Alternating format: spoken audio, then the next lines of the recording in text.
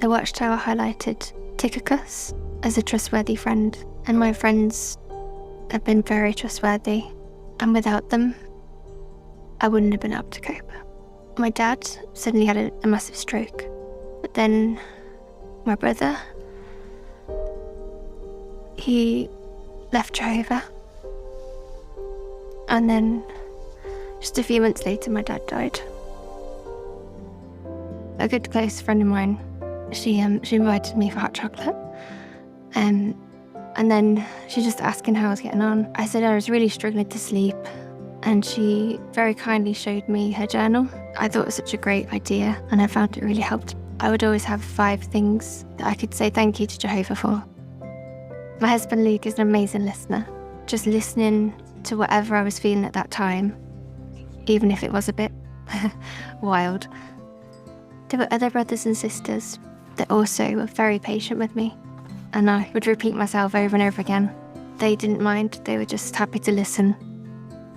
I needed reassurance because I didn't feel I was coping with my father. It was like I couldn't believe he'd passed away until I'd seen the death certificate. And it was the same with my brother. It wouldn't be real until I heard the announcement. And I thought, that's going to sound very strange. But I shared that with my friend, and she said, no, that's fine, it's okay. And that was really reassuring. I didn't think I was going crazy. We've just been watching one of several stories from the segment Lessons from the Watchtower. This is from the September JW Broadcasting episode.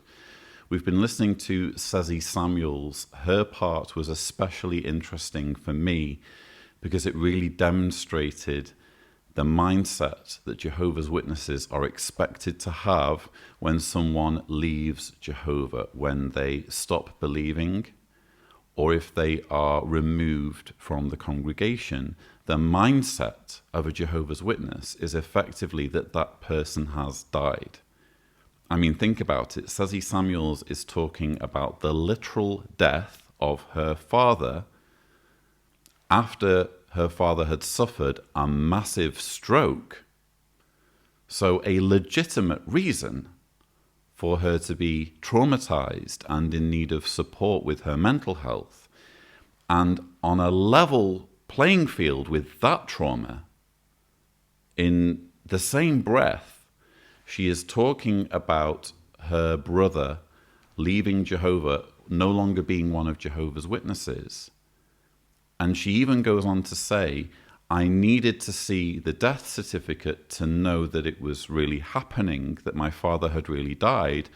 And by the same token, I needed to hear the announcement that my brother was no longer one of Jehovah's Witnesses in order to believe it. Because when you leave Jehovah's Witnesses or when you get thrown out, there is an announcement that you are no longer one of Jehovah's Witnesses.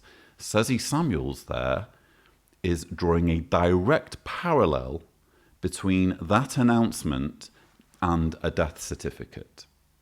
She needed the closure of that announcement so that she could effectively treat her brother like he had died. So not only did she lose her father, she also lost her brother, even though her brother was still alive. It's just that he might as well have died because he had dared to leave Jehovah's Witnesses.